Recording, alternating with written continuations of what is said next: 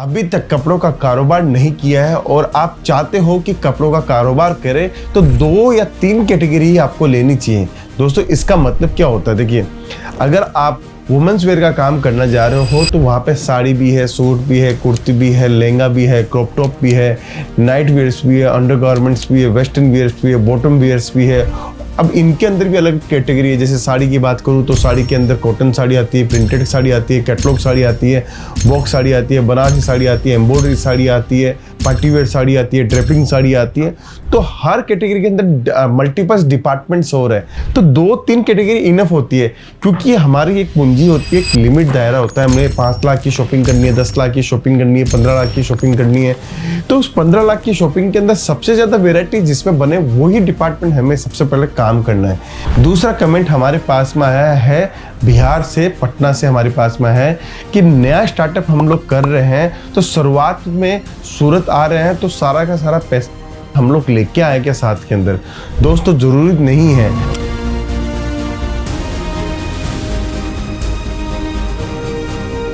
नमस्कार दोस्तों, मैं रितेश मोदी केसरिया टेक्सटाइल कंपनी में आपका हार्दिक स्वागत करता हूं। दोस्तों बहुत दिनों से बहुत सारे कस्टमर्स का आंसर आ रहा था, कमेंट आ रहा था, बातचीत करना चाह रहे थे कि हमारे को बहुत सारी चीज़ों का कन्फ्यूजन है वो क्लियर कीजिए।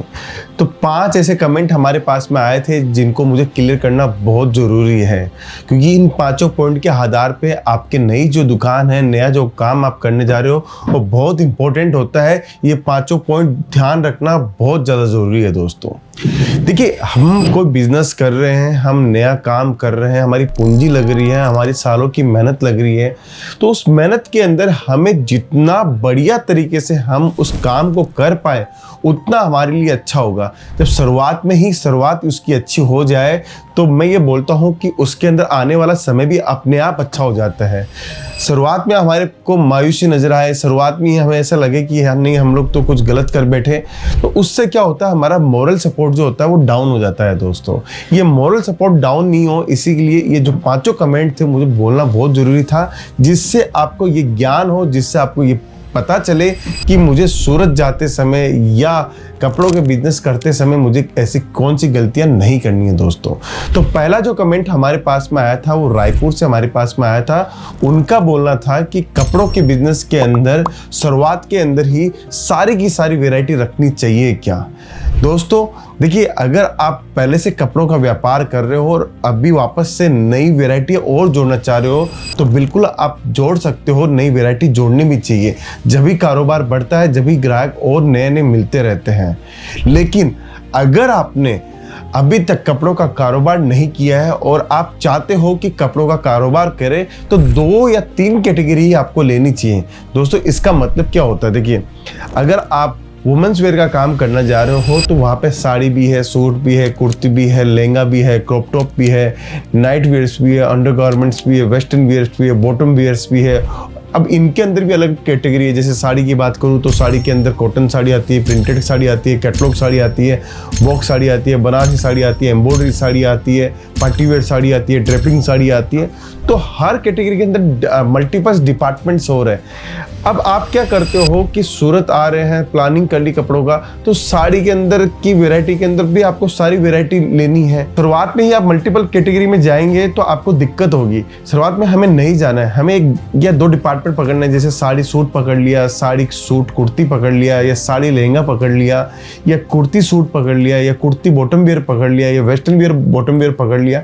तो 2-3 कैटेगरी इनफ होती है, क्योंकि हमारी एक पूंजी होती है, एक लिमिट दायरा होता है। हमें 5 लाख की शॉपिंग करनी है, 10 लाख की शॉपिंग करनी है, 15 लाख की शॉपिंग करनी है। तो उस 15 लाख की शॉपिंग के अंदर सबसे ज़्यादा वैरायटी जिसमें बने वही डिपार्टमेंट हमें सबसे पहले काम करना है।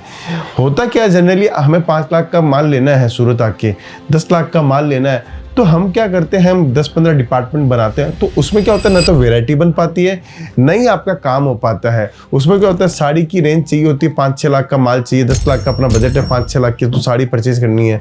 अब 4 लाख के अंदर हम लोग kurti, suit, lehenga, crop top, gown, western wear, bottom wear, अपन कितनी वैरायटी उसके अंदर और एड ऑन कर पाएंगे 4 लाख में। तो वो क्या होता है, उससे क्या वैरायटी नहीं बन पाती है, ग्राहक आपका संतुष्ट नहीं हो पाता है।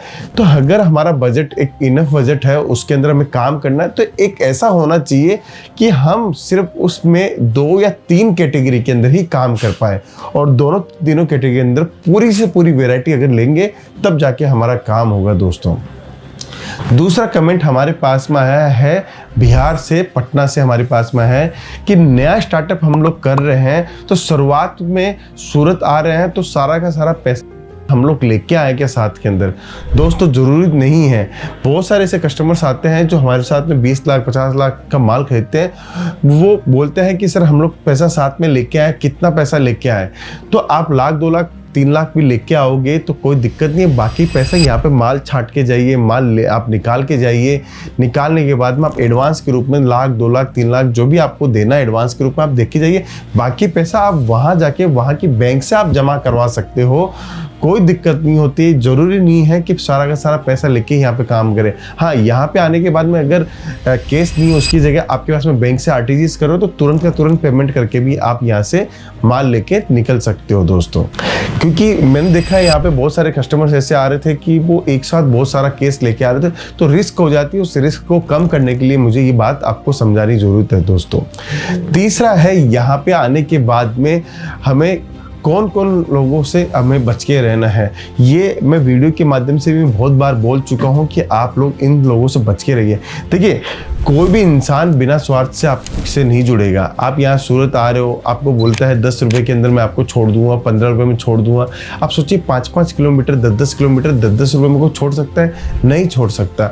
वो सिर्फ आपको ऐसा लगता है यार 10 रुपये के अंदर इतनी दूर छोड़ दिया, 15 रुपये के अंदर इतनी दूर छोड़ दिया, कहीं ना कहीं उसका स्वार्थ जुड़ा हुआ है। तो कमीशन एजेंसी का जो काम है यहाँ पे, ऑटो वाले, होटल वाले या जो चलते फिरते राहगीर दलाल लोग हैं, उनसे आपको बच के रहना चाहिए। ये कमेंट बार बार में आता है, सर मैं सूरत आया था, मुझे आपके पास आना था, लेकिन मुझे कोई ना कोई ऐसा मिल गया, मैं उसकी बातों में आ गया, मैंने पूरा का पूरा पैसा उसके कहने पे लगा दिया, तो कैसे करें। तो ऐसे कमेंट बहुत सारे आ रहे थे, सर सच में सूरत में ऐसा होता है? बिल्कुल दोस्तों, ये बहुत ज़्यादा होने लग गया है, तो इससे बच के आपको रहना चाहिए दोस्तों। चौथा कमेंट हमारे पास में आंध्र प्रदेश से आया हुआ है, विजयवाड़ा से। उनका कहना है कि सूरत के अंदर आते हैं तो मल्टीपल्स पूरी की पूरी वैरायटी चाहिए, पूरा शोरूम अगर खोलना है तो ऐसी कौन सी कंपनियां हैं जिसके पास में हम लोगों को जाना चाहिए, और हम लोग कैसे डिफाइन करें वो मैन्युफैक्चरर है कि नहीं है। तो दोस्तों देखिए, मैन्युफैक्चरर की पहचान कैसे होती है। मैन्युफैक्चरर एक तो बल्क क्वांटिटी रखता है, पूरा मैनेजमेंट रखता है, पूरी ट्रांसपेरेंसी से काम करता है। अगर आप मेक टू ऑर्डर प्रोग्राम देना चाहते हो, अगर वो ले लेता है तो वो मैन्युफैक्चरर कहलाता है। अगर उसकी पूरी टीम एक आपको देखने से मालूम चलता है कि वो एक मैन्युफैक्चरर, तब मैन्युफैक्चरर डिसाइड कर सकते हो। या फिर उसका काम करने का स्टाइल, देखिए छोटा दुकानदार होगा वो कभी भी मैन्युफैक्चरर नहीं हो सकता, वो कहीं ना कहीं आउटसोर्सिंग करता होगा। लेकिन बड़ा दुकानदार है, बड़ी कंपनी लेके बैठा है, तो उसका एक मैन पावर चलता है, पीछे से डिजाइनिंग टीम भी होती है, पीछे से सेटअप भी होता है, पूरा काम करने का तरीका होता है, सिस्टमेटिक काम करने का तरीका होता है। तब आप जान सकते हो मैन्युफैक्चरर है नहीं है। और कोई भी चीज़ का आप डिमांड करके देखिए, 5 सेट, 10 सेट, 20 सेट, 25 सेट अगर मिल सकता है, अगर उसके पास मिल सकता है तो वो सच में मैन्युफैक्चरर कहलाएगा। और सूरत के अंदर अमूमन लोग मैन्युफैक्चरर ही है, लेकिन आपको फिर भी पहचानना है कि कौन असली मैन्युफैक्चरर है, कौन नहीं है, यह आप खुद डिसाइड कर सकते हो दोस्तों। और हमारे पास में एक 5वां कमेंट आया था कि केसरिया टेक्सटाइल कंपनी से अगर हम लोग जुड़ते हैं तो क्या वो फ्रेंचाइजीज भी देती है। बिल्कुल, केसरिया टेक्सटाइल कंपनी अपनी फ्रेंचाइजी देती है।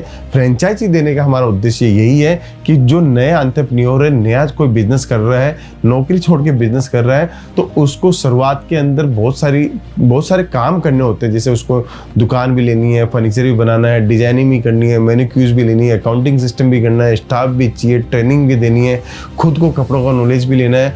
तो इतनी सारी जो उलझने हैं उसको सॉर्ट आउट, उसका सॉल्यूशन करने के लिए हम लोगों ने केसरिया बाजार की फ्रेंचाइजी निकाली है। 3 मॉडल हम लोगों ने दिए हैं, वो आप हमारी ले सकते हो। उससे फ़ायदा क्या है, हमारा कोई हित नहीं है उसके अंदर कि हमें फ्रेंचाइजीज बांटनी है। हमारा इंटेंशन ये है कि शुरुआत में जो आप पैसा 15, 20, 30 लाख, 50 लाख लगा रहे हो, वो पैसा आपका सही दिशा की ओर लग जाए। तो ये माल तो आप हमसे ले ही रहे हो, हम आपका सपोर्ट ये कर रहे हैं कि आपको एक व्यवस्थित तरीके से हम आपकी फ्रेंचाइजी बना दें, जिससे आप आपको पूरा का पूरा अच्छे से आपकी दुकान चल सके। क्योंकि दुकान अगर आपकी अच्छे से चलेगी तो आपको कॉन्फिडेंस हो जाएगा कि शुरुआत में मेरा सारा डिसीजन सही पड़े और शुरुआत में मेरा काम सही से चलने लग गया। तो इसलिए मैं बोलता हूँ कि ये हमारे पास में बहुत सारे कमेंट आए थे जिसका मैंने आपको रिप्लाई दिया। अगर आप चाहते हो कि और ज़्यादा जानकारी चाहिए आपको तो आप मुझे कमेंट कीजिए, बातचीत कीजिए। आप मुझे कॉल भी कर सकते हो, स्क्रीन के ऊपर जो नंबर चल रहा है आप उससे माल भी मंगा सकते हो। ऑनलाइन की सुविधा भी है, वीडियो कॉलिंग की सुविधा भी है। अभी सीजन का समय है, आपको जुड़ना चाहिए और व्यापार करना चाहिए। आप जो वीडियो देख रहे हैं वो केसरिया टेक्सटाइल कंपनियां देख रहे हैं, सूरत में अगर आए हो तो जरूर से आप विजिट कीजिए। बहुत बहुत धन्यवाद दोस्तों।